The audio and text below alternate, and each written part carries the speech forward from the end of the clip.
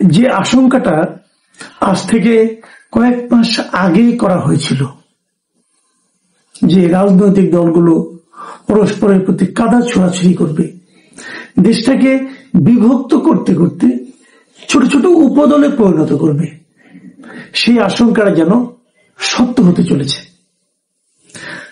আমরা অনেকদিন ধরে লক্ষ্য করছিলাম দু তিনটা পক্ষ হয়ে গিয়েছে, একদিকে বিএনপি, আরেকদিকে জামাত, এনসিপি, ইসলামী আন্দোলন, মাঝখানে সরকার। সরকার যেন খেলা দেখছে, সমস্ত পট সাজিয়ে দিয়ে সেই জন্য খেলা দেখছে। পরস্পরের প্রতি যে এই যে বিক্ষোভ, পরস্পরের প্রতি যে ঘৃণা ছড়ানোর যে রাজনীতি, যেটা আমরা কখনোই দেখতে চাইনি, সেটাই আমাদেরকে দেখতে হচ্ছে।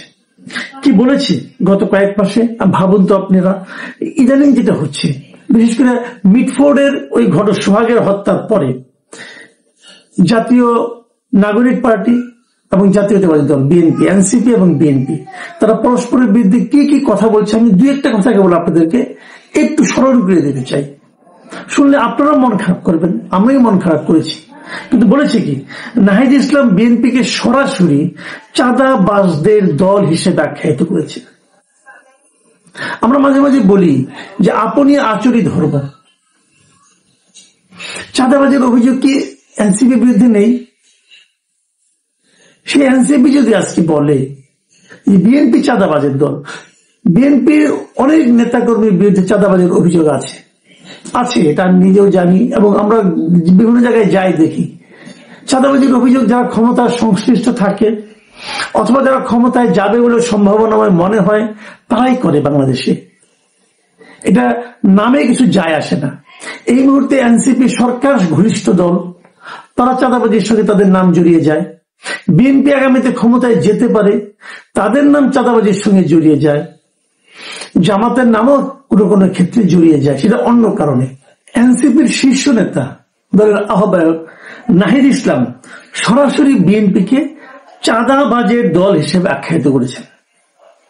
আর কি লাগে? দলের শীর্ষ নেতা যদি এই কথা বলে, তখন দলের যারা কর্মী আছেন তারা স্লোগান দেন। সেই স্লোগানটা কি? স্লোগানটা হলো চাঁদা তোলে পল্টনে, ভাগ যায় লন্ডনে। মানে বিএনপির শীর্ষ নেতৃত্বের প্রতি এক ধরনের ইঙ্গিতপূর্ণ এবং আমি মনে করি কিছুটা অশ্লীল একটা স্লোগান। এটিকে শোভন। আবার দেখেন বিপরীত দিকে বিএনপির সমাবেশ থেকেও একই ধরনের স্লোগান ওঠে। সেই স্লোগানটা কি? এক বোতল দুই ছিপি, জামাত আর এনসিপি। মানে এই যে স্লোগানগুলো, এই স্লোগানগুলোর মূল কথাটা কি? এবং বিএনপি নেতৃবৃন্দ বলেন, উচ্চারণ করেন, স্পষ্টভাবে উচ্চারণ করেন যে এনসিপির নেতাদের কথায় ফ্যাসিবাদের পদধ্বনি পাওয়া যাচ্ছে।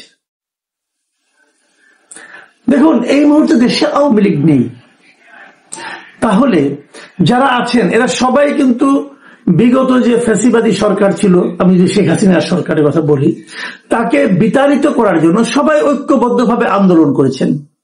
সে আন্দোলন শেষ হয়েছে, সামনে একটা নির্বাচন হবে, নির্বাচনকে সামনে রেখে তারা যার যার রাজনীতি করবেন, এতে আমার কোনো আপত্তি নেই। জনগণ বেছে নেবে যে এর মধ্যে কাকে নেওয়া যায়, কাকে দায়িত্ব দেওয়া যায়। এটাই হতে পারত সুস্থ রাজনৈতিক সংস্কৃতি। তা কি হলো? হলো না। আওয়ামী লীগ একদিকে দেশ থেকে নেই, তারপরে কি করলো? সবাই মিলে আওয়ামী লীগের রাজনীতিকে বন্ধ করে দিল। দেওয়ার পর কি হলো? একটা বড় শক্তিকে আপনি খেলার মাঠ থেকে সরিয়ে দিলেন। এখন যে কটা শক্তি আছে এদের মধ্যে এরকম কাদা ছোড়াছুড়ি শুরু হয়ে গেল। আমরা কি এর জন্য আন্দোলন করেছিলাম? আমরা কি এর জন্য নিজেদের জীবনকে ঝুঁকির মুখে ফেলে আন্দোলন করেছিলাম? আন্দোলন কিন্তু এককভাবে কেউ করেনি। এই আন্দোলনে বিএনপি ছিল, এই আন্দোলনে জামাত ছিল, এই আন্দোলনে ছাত্ররা ছিল, এই আন্দোলনে যারা রাজনীতি করেন না তেমন সাধারণ মানুষের ছিল। আন্দোলনে একক কৃতিত্ব যেই দাবি করুক, আজ অনেকে দাবি করে তারাই আন্দোলনে সিপাহসালার ছিলেন, কথাটা ঠিক নয়। এটা একদিনের আন্দোলন নয়, এটা 17 বছরের আন্দোলন। এবং এই আন্দোলনের সমস্ত রাজনৈতিক দল ছিল, সমস্ত অরাজনৈতিক ব্যক্তিরাও ছিল। সকলে সেই সম্মিলিত আন্দোলনকে একসঙ্গে আমরা সবাই মিলে যে আন্দোলন করলাম, কাঁধে কাঁধ মিলে যে আন্দোলন করলাম, সে আন্দোলনের পর এখন আমরা পরস্পরের কাঁধ থেকে মাথাটাকে সরিয়ে দেওয়ার কথা ভাবছি। কিভাবে একে অপরকে বেইজ্জতি করা যায় তার জন্য অশ্লীল শব্দ প্রয়োগ করছি। এটা কেন? তাহলে এতে কি আমাদের ক্ষুদ্রতাটাই প্রকাশিত হচ্ছে না? আপনি জনগণের কাছে যান, নির্বাচন করুন। জনগণ যদি আপনাকে নির্বাচিত করে, আপনি শাসন করবেন 5 বছর। নির্বাচিত না করলে পরের 5 বছরের জন্য চিন্তা করবেন। এটাই তো হওয়া উচিত ছিল সুস্থতা। যখন আপনি দেখেন যে আপনার কোনো সম্ভাবনা নাই, তখন আপনি নানা ক্যারিকেচার করে নির্বাচন পিছিয়ে দেওয়ার চেষ্টা করেন, অথবা একটা আওলা বাঁচানোর চেষ্টা করেন। এটা কোন ধরনের মানসিকতা? দেখুন, আমি একটা কথা বলি, এর মধ্যে বিএনপি মহাসচিব একটা কথা বলেছেন এই মিটফোর্ডের এই ঘটনাকে কেন্দ্র করে। তিনি বলেছেন, সরকার পরিচালনার দায়িত্বে না থাকা সত্ত্বেও একটি রাজনৈতিক দল ও তার প্রধান নেতৃত্বকে দায়ী করে মিছিল এবং অশ্লীল ভাষা প্রয়োগ করা হচ্ছে। এটি রাজনৈতিক সংস্কৃতিকে আবারও সে ফ্যাসিবাদের যুগে ফিরিয়ে নিয়ে যাচ্ছে কিনা এমন প্রশ্ন উঠতেই পারে।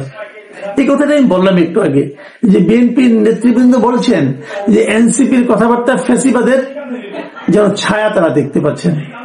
বিভিন্ন শিক্ষা প্রতিষ্ঠান আমরা দেখেছি এই ধরনের মিছিল হচ্ছে, বিএনপির এগেইনস্টে মিছিল হচ্ছে।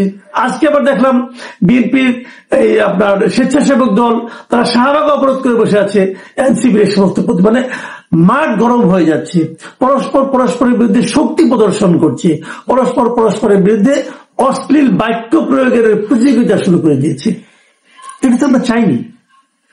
আপনারা খেয়াল করতে পারবেন, বেশি দিন আগে না, গত 25শে ফেব্রুয়ারি জাতীয় শহীদ সেনা দিবস উপলক্ষে রাওয়া ক্লাবের একটা মিটিং এ, একটা অনুষ্ঠানে প্রধান মানে সেনাপ্রধান কিছু কথা বলেছিলেন।